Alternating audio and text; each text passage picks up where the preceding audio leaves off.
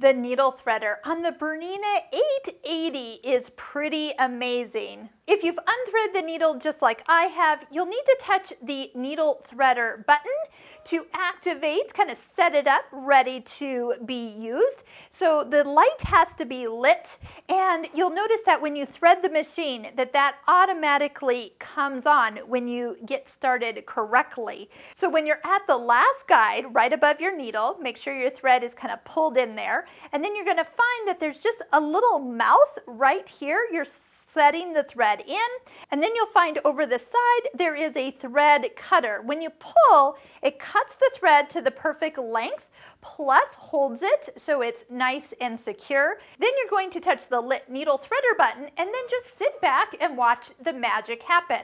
If you're threading the needles manually, such as for a smaller needle, a double needle, or a triple needle, make sure that when you get down to this last guide that you activate the needle threading button. And you'll notice there is a box on screen. So this means that you're going to manually do the needles, and you don't want the needle threader to come and swing into that needle. So obviously if there's a double needle, it's not going to line up. And if the needle's too small, as in like a size 60, even a size 70 needle, that eye is too small for the needle threader to swing into. And you definitely don't want to make it try and then not fit. So when you actually touch this particular picture, you'll notice that it changes color. You'll notice that when you touch to thread the needle, it's not threading the needle, but it is putting the thread up into the take-up lever, but doesn't bring the whole unit down and swing into position.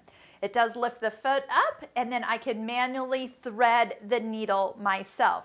So just note that that picture is on screen when you activate the needle threading button. But part of doing the needle threader is also making sure that the thread is actually placed in the take-up lever up here. Now you don't actually see that happen, but when you do push it, you can definitely hear that there is thread being moved around so that that part can actually be threaded correctly.